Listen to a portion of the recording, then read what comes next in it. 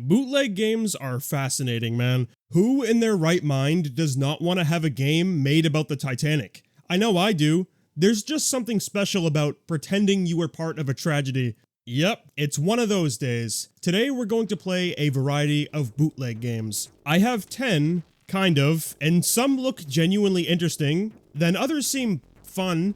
I seriously can't wait to see how this will unfold. Now, I know there's a whole what is considered a bootleg or a homebrew or ROM hack conversation. I just decided to do the classic YouTube move of if it's on the bootleg wiki, then it must be true. Besides, could you really argue against seeing Pokémon Crazy Hit on the PlayStation? No, you can't. You'll be as silent as the main menu, staring in awe. There's no music or anything here. All we see is Pikachu showing whatever this emotion is. Round 1. Let's hit. Now this is what I like to see, pushing the PS1 hardware to the maximum. A flat, blurry background playing whack-a-mole with various Pokemon looking creatures. Look at Eevee, but not really over here with its pilled out eyeballs. This game is of course self-explanatory. We're abusing Pokemon who just want to come out and see the sun with a Master Ball, so I don't think anyone's gonna question that part, but that doesn't mean there aren't any questions at all. I'm not a game developer, but is Whack-A-Mole really that difficult of a game to make playable? In our fantastic Crazy Hit, you press X plus square to hit the top, or circle plus triangle to hit the bottom. My only problem is that no matter what I press, I can't control where I'm hitting. It's always the same two spots. There are moments I do hit other areas, I just don't know how I'm doing it. Using the triggers, holding a directional while pressing a button, hitting the D-pad before trying to press anything, it doesn't matter. So I ended up spamming all the buttons on my controller hoping for the best. Like we're talking, and it didn't do shit. What you're seeing on screen right now is that's how I was playing the game, literally, just spamming the controller like a madman. Maybe it was intentional to make you play like that, because this control scheme is indeed crazy. I'm assuming the goal for level 1 is 50, a number that is unattainable apparently. My highest is 44 with a side of wrist pain, and every time you lose, you're asked if you want to continue. I do want to continue actually, but I can't. Level 1 is impossible because I can't control where I'm hitting. What happened over in Russia? Is this some forbidden version of Whack-A-Mole that I'm not aware of? Yeah, this game is part of that weird PS1 Russian bootleg phenomenon. Why they decided to make Whack-A-Mole with Pokemon? No idea. You guys should have looked at Pikachu Pocket Monster on Super Nintendo and copied that instead. You're stealing anyways, so you might as well do a double steal. I love how on the cartridge they decided to spell it P-I-C-A-C-H-U, putting their own spin on it. Before we even get into this one, I do need to say I am emulating these, and I guess the creators of Pocket Monster tried to stop people from emulating it. If you launch the game, you get a broken title screen with Ash entering heaven on cooldown, forcing you to patch the game or find one that is patched just so you can play it through an emulator. So you can steal from someone else, but no one can steal from you. Logic. Stage 1, in the forest. Wow, Pika with a C is looking a little rough. With this attitude, how is he gonna take on dinosaurs and monkeys throwing apples at him? Easy, by picking up batteries to charge his electric power. I always thought it was a Pika family secret, where these guys were able to electrocute stuff naturally. Nope, B batteries. You can also jump on the various pocket monsters we see to kill them, which is more logical to do. Your only issue becomes how bad the hit detection is. Every jump you make is a gamble. You're not guaranteed to damage your enemy, it's just a chance. I guess you gotta introduce gambling to the younger generation somehow. Regardless of the newfound lore pieces stuck in, I'm glad someone decided to attempt making an actual game when ripping off this franchise instead of, Whack-A-Mole. Pocket Monster has the simple premise of you needing to reach the end of each stage, playing through levels that are 2D, having a lot of verticality, with plenty of pitfalls about that you typically can't tell are going to come half the time, so you're forced to do a lot of jumps, hoping you don't fall to your death. It's just as fun as it sounds, especially when they make some jumps that are barely possible. This moving log right here, you almost have no time to get on this thing. Your jump needs to be perfect. It would also be dandy if we could back away from the screen's edge so I could actually see the log I'm trying to land on. Maybe it would be slightly easier to do. No, it needs to be the most gut-wrenching jump in history. After about 5 actual minutes trying to get on the fabled log, I was finally victorious and entered into a battle against a Snorlax sleeping in a cave, being the level 1 boss, which of course is a riveting experience. Just like the other monsters, the hitbox is random. You can jump in the same spot twice. The first time you damage him, the second time you take the hit. If he kills you, all the way back to the beginning. So if you want to cheat me, I'm gonna cheat you. Save state was super effective. Stage 2 is called It's Hot, expecting me to continue on with my adventure, and I seriously did try to do that. I wanted to see what else could be extracted from the Pocket Monster experience, until I reached the most ridiculous boss I've ever seen. You might remember this part from the second Pokemon movie, the one where Pikachu battles a giant turtle that takes up most of the screen and he barely has room to move. The only time you can deal damage to this giant turtle is when the head is sticking out. Obviously, it only works when it feels like it, but even with that knowledge in the pocket, I genuinely don't understand how you're supposed to win this fight. I spent way more time than I should have trying to win. This turtle is an unstoppable force. No Pokemon could defeat this guy, let alone an electric rat. The ball is not in your court and Pika's not LeBron. It's moments like this where you need to take a step back and turn on an actual Pokemon game to remind yourself of the real material that you're missing out on. You remember back in the day, turning on the Game Boy to play Pokemon Crystal, being welcomed to Elf's world? Elf Monster comes in, ensuring that you understand elves here are called monster. They existed everywhere. We don't understand them. There are many secrets inside to know these riddles. So you spent all afternoon walking around Elf's world, trying to get an elf of your own, where you're blessed with the presence of Elf Monster once again. I have a friend called Elf Grandfather. He found a very strange thing. Oh really? What was it? It's a big find, spreaded greatly. Now he send a mail wrote, "This is certainly we all care the matter, but I and my helper are busy for the research awfully. I feel shy. Do you see it for me?" Of course I do, how could I not? Just looking at this again gives me so much nostalgia. I remember my favorite pick as a kid was always Ryded. What an honor it is to see this creature again. "Mr. Steve, I give you this, for I trust you, believed you. Will use it?" Steve received drug. Steve, drug bag fuck.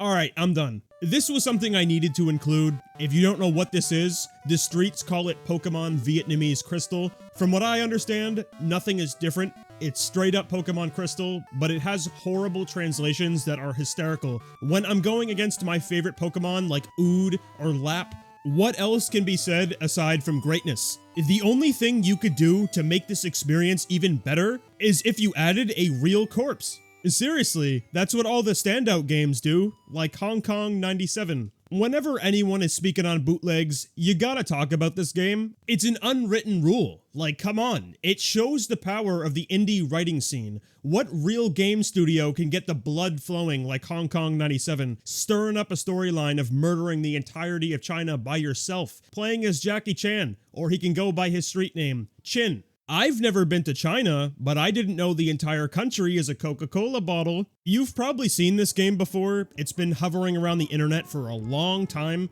Many creepypastas have been written, people have talked about it to death, and it's a very simple and bland game. All you're doing is listening to I Love Beijing Tiananmen while throwing white cheddar cheese balls at a bunch of soldiers. Some who just walk forward, and others that prance down the screen, tossing cheese puffs of their own. There's a couple of obstacles that you need to avoid, like these poker chips, whatever they are, and a Benz that keeps trying to mow you down by coming from a random part of the screen. Surviving long enough to reach the final boss, Teng Xiaoping, who died and got resurrected to become an ultimate weapon. This boss battle really reminds me of those faces from the Game Boy camera.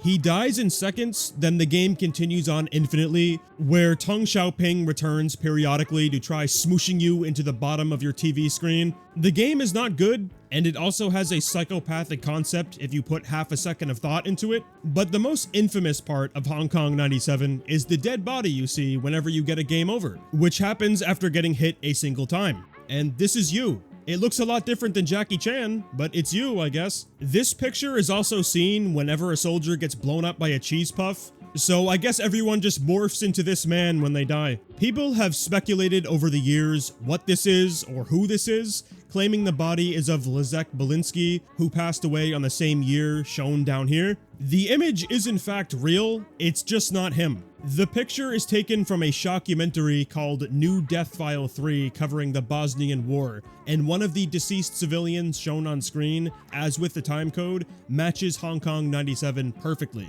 I can't show the image obviously because it's much higher quality than what's in game. It's around 28-29 minutes into the film. But this is where it comes from. It's not what the creepypastas have people believe. If you're interested in learning even more about the behind the scenes of Hong Kong 97, there was an interview with the creator that I would refer you to, but I can't because I need to fucking pay money to read an article, and I don't want to do that. To seriously sum it up briefly though, the game is intentionally terrible and was designed in under a week to be a mockery of the gaming industry.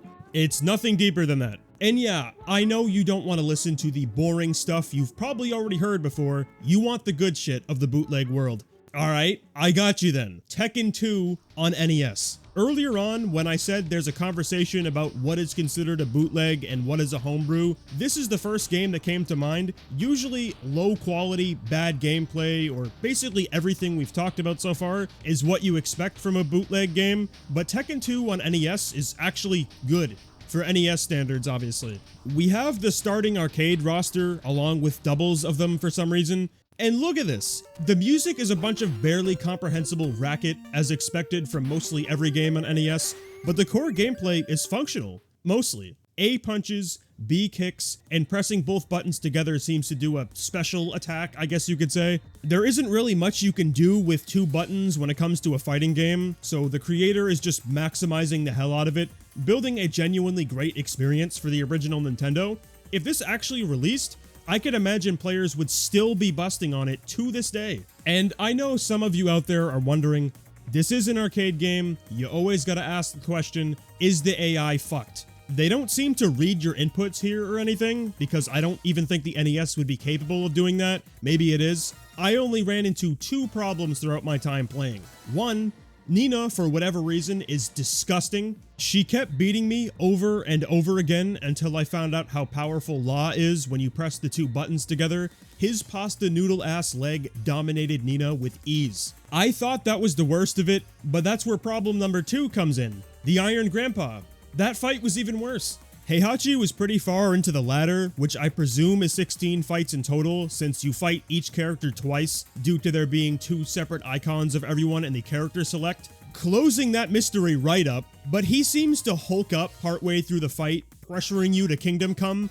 Anytime you try to counter him, you get your teeth rinsed with the side of the screen, or he'll just pulverize you, never giving you any breathing room. All of my continues gone because of him. The 3 times I made it to this fight, I just couldn't beat him. It's unbelievable. When I rage quit, I did want to look at the Super Nintendo and Sega versions also. Yes, there are 3 unofficial Tekken 2s out there. I just thought those would be much better to play, thanks to them both being on consoles with controllers having more than 2 face buttons. Unfortunately, when I try to play them, I can't get into a fight thanks to the game showing me a bunch of green lines. A game filled with demons and basically superhumans stopped by squiggles. But honestly though, this is worth giving a whirl if you like NES games. Heihachi is fucking bullshit. Outside of that, it's a bootleg game that isn't horrible, which is always the assumed mentality when speaking on them. So good job Tekken 2 for starting a movement that won't continue because we have another classic brought to an older console.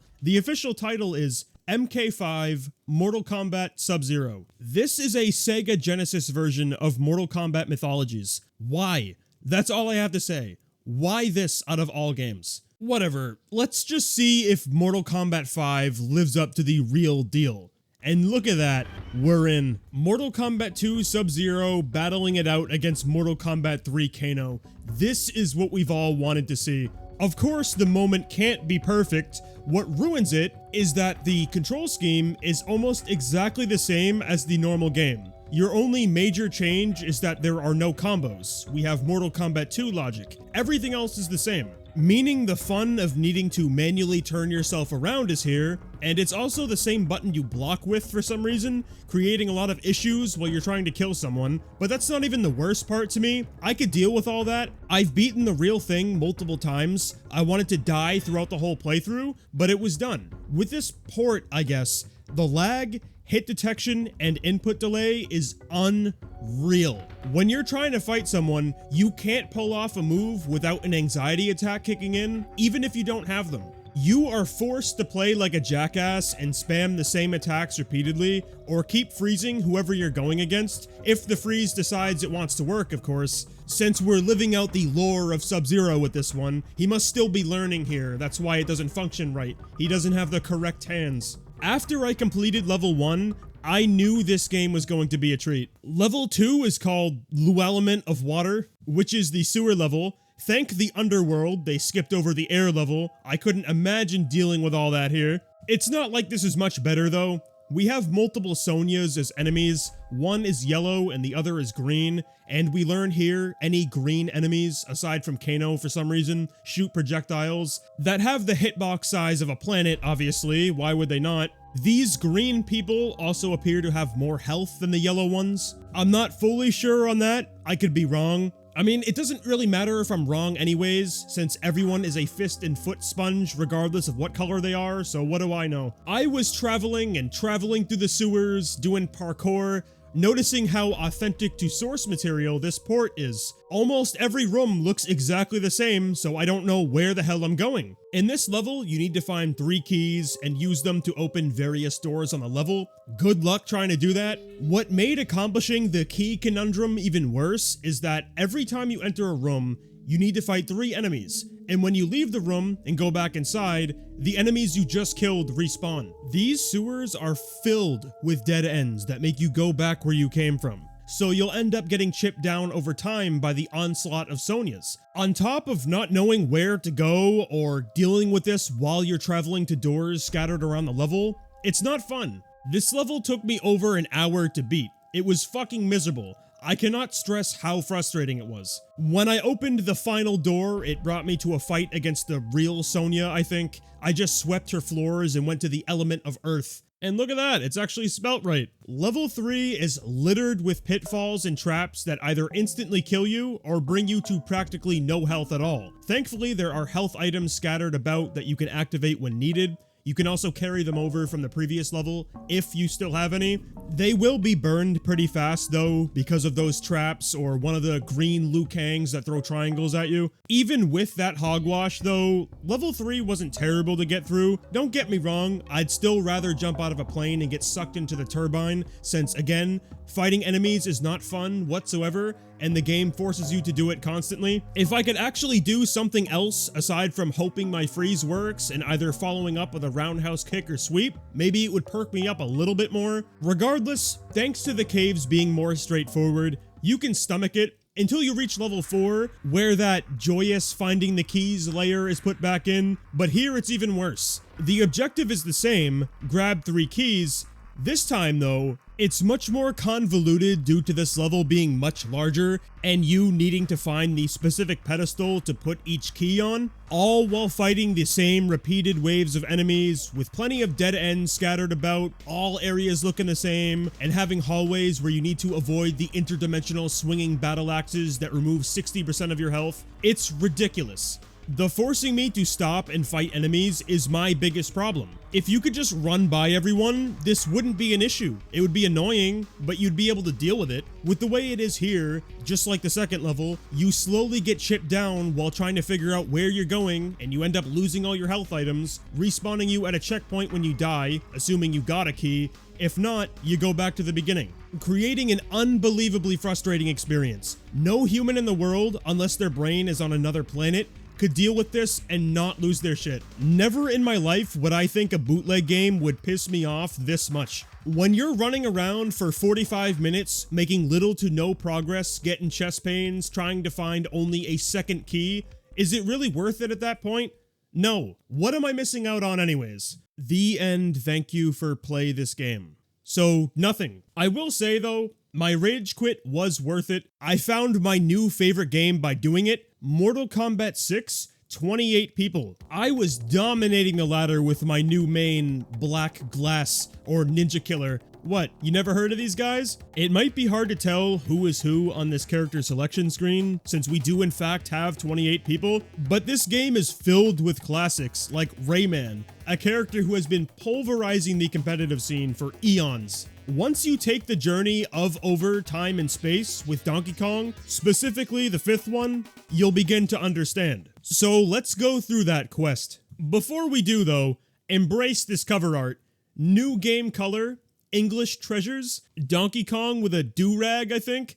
Big ups to Syntax for making this. Alright, that's fine, I didn't want to read the story anyways. The only word I could get out of this was Ron Ninely. If we slow it down to actually try reading it, let's see what we can get here. There were no anything to eat. Donkey Kong 9 felt very hungry, and the famine made him thinner and thinner. Finally, he became a monkey. I always thought he was one, but sure. And this is Diddy Kong on the screen. That's supposed to be Donkey's kid. So what, does that mean they're the same character? As you get playing, you'll immediately realize this is a clone of a Mario game. If you've played one, you know what to expect.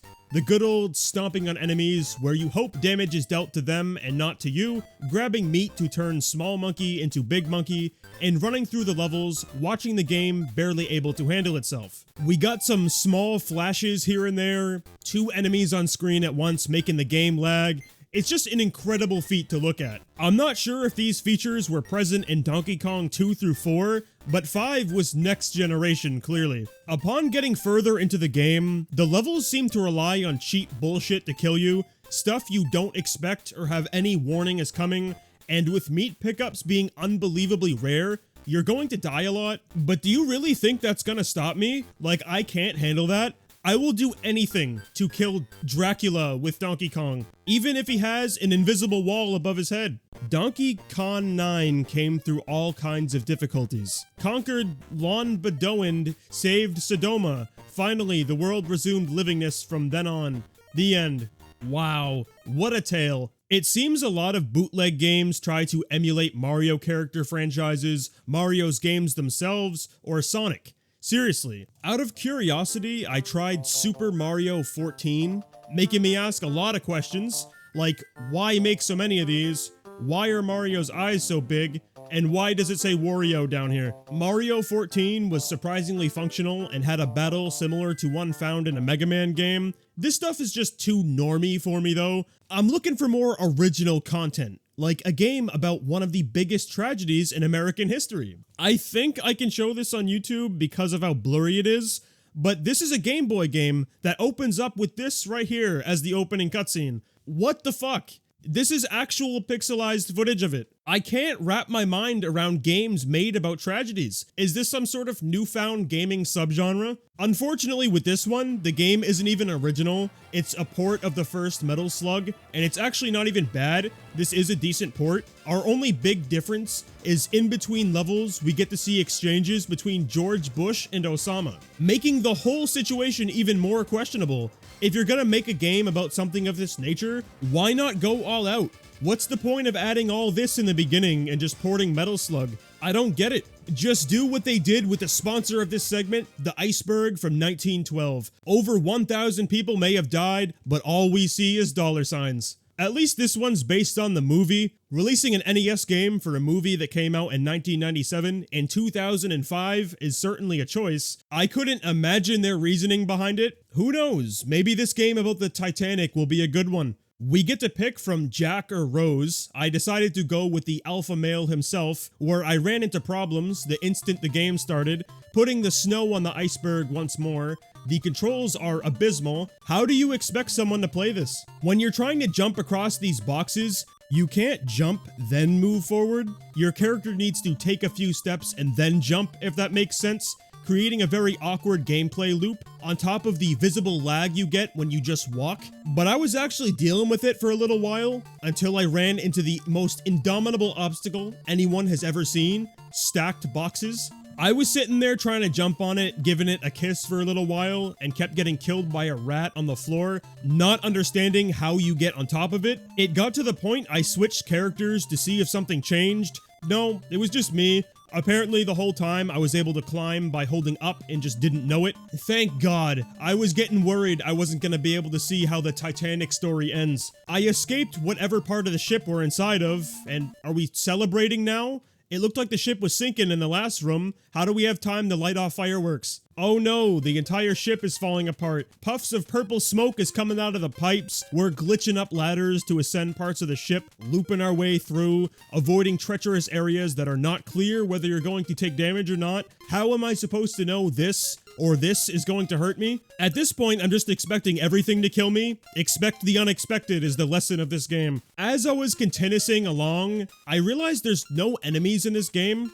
outside of the rats in the first room, so I guess that means the ship itself is our enemy. It was once our vessel for fun, and now it wants us dead. Maybe that was the true story behind the Titanic. How else could you get the passengers to do parkour? This is the most ridiculous part of the game. With those jumping controls I mentioned earlier, imagine dealing with that, but you need to jump from ladder to ladder or mantle on little ledges, hoping you're going in the right direction. Because if it wasn't fun enough, they filled this entire area with a bunch of troll hallways. I cannot stress how irritating this was. The water moves on a timer, but it also goes up with you, so if you accidentally go up the wrong ladder, whatever, you're probably dead and need to restart. Thankfully, you have unlimited continues, otherwise I don't think this would have been finished. That doesn't mean I'm finishing the game, but I finished that one part. The level after was just a straight hallway that seemingly lasts forever, with my enemies that I used loosely being lights falling from the ceiling and a fucking rug. No matter the room I entered, or even reaching the end of the obnoxiously long hallway, nothing would let me progress to the next area. It was just me running back and forth with no exit. Is this what happens when you die? Or is this not the real Titanic experience? Probably not. We're only gonna find that in Titanic, one of the most legendary games in the history of humanity. You try ripping off a movie and a boat, but you can't even spell the name right. They are loud and proud about it too. Titanic, right at the bottom. Titanic was also translated in English, so we can actually understand the cutscenes this time around, and I can't wait to get into this riveting story. In 1912, there is a noble American girl named Rose. She tried to get away from her arranged married, which is forced by her mother at the... Rose did not love her fiancé Carl, and she just wanted to, word YouTube doesn't let people say anymore, to finish it. Fortunately, Jack just saved her. They were both very fond. I think that's enough for me. Oh, we're actually getting some action in this one. Before, the threat was the ship itself, and now it's Jack. Also, whoever the fuck these people are. I love how Titanic is just written in the corner. They must have been really proud of this. And you know what? So am I. This might actually be more entertaining than the movie. It would have been miles more enjoyable if Jack was stomping through the hallways, knocking everyone's teeth down their throat. Except Purple Chef's. He can't do anything to them. Titanic has a very weird dynamic. The core game isn't really that difficult to get through, but the bosses are stupid. You need to exploit them. It's not a chance for you to win by playing normally, you need to do it. For whatever reason, when you attack bosses, they still damage you while they're in the middle of being hurt. And they deal more damage to you than you do to them, so you just die if you try to play normally. It's fucked. The only way I could beat the Purple Chef was if I stood here and used my extendo fist to punch him away whenever he walked towards me. Typically, it's not worth going through all this, but I want to hear more of the amazing story. I got hooked after that first cutscene. When Rose was very depressed and she met Jack again, both of them all have the strong love to each other. They trust and adore each other, and enjoy the sunset on the Titanic. You know, speaking of Rose, where is she? Will we ever get to see her? Possibly. After killing yet another boss that is almost impossible. What's the strategy? Crouch and punch. Don't move ever. I love watching the enemies deal with the nonsensically large hitboxes, and I don't. After the Titanic accident happened, the crew members did not tell the facts to all passengers because they were afraid to cause the... Oh, there she is. Rose is looking a little more anime this time around. In level 3, something outside of walking in a straight path punching people happens. This time, we need to traverse through water while fighting enemies, really spicing up the gameplay, I know. When the water is above your head, your health bar starts getting drained rapidly, so you need to keep jumping your way through the hallway, butting poor Rose's skull against the ceiling, and if you take the cutscenes into account, no one here needs any more damage to that area of their body. The worst part of the level is this section right here. This fish that is somehow jumping through the floor of the Titanic, this aquatic monster is blocking my pathway. You barely have any room to get by this guy. Every time he hits you, you get knocked backwards. I don't even know how I got through this part, it seemed to be impossible, but on attempt number who knows, the fish decided to take a break so I could get through, entering myself into a side room and kill bald purple Johnny Bravo with a rifle. This was the only boss so far that was functional. My entire health bar wasn't drained while I was attacking him, so I sort of felt like I was playing a game. It was almost there, but not quite. When the Titanic was sinking slowly, Carl libeled Jack that he stole the necklace of, quote, the heart of ocean. No way, anything but that, and locked him at the bottom of Titanic. It was very dangerous. He will probably lose his life. Rose was very anxious about Jack's situation, and she escaped. Now we're being timed to get out of whatever room we're in, thanks to the water rising, and hey, it's actually something different. It's not fun, but it's different. Where we reach the top of the Titanic, I think, jumping across an iceberg and a white moving Cheeto to reach the final showdown against Carl, I think. Who is this guy? This boss is fucking stupid. If he touches you once, you're dead. When you get hit, he just pushes you to the edge of the boat, knocking you off and killing you instantly. There is no cooldown between hits. So I did what anyone would do. I save scummed him. When he wants to bend the mold and walk through my attacks that should be hitting him, I'll do it without a care in the world. I just sat behind these boxes, punched him whenever he tried to attack me. If it didn't work, I Doctor Stranged myself into the proper dimension where Rose wins. The Titanic had sunk. Although Rose and Jack got away from the Titanic, they could not reach the lifeboat. Finally, Jack scarified himself to save Rose and tell her be stronger in Future's life. Then, he was dead in the cold Atlantic Ocean when this accident, just like the movie.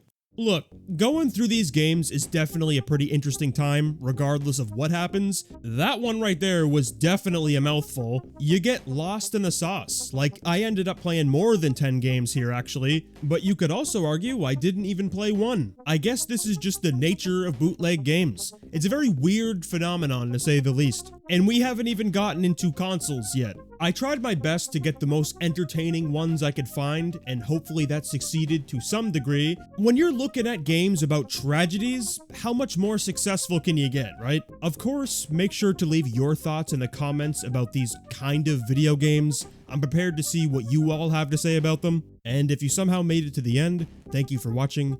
Be sure to subscribe to the channel if you haven't already. As always, take very good care of yourselves, and I hope to see you all again in the next video.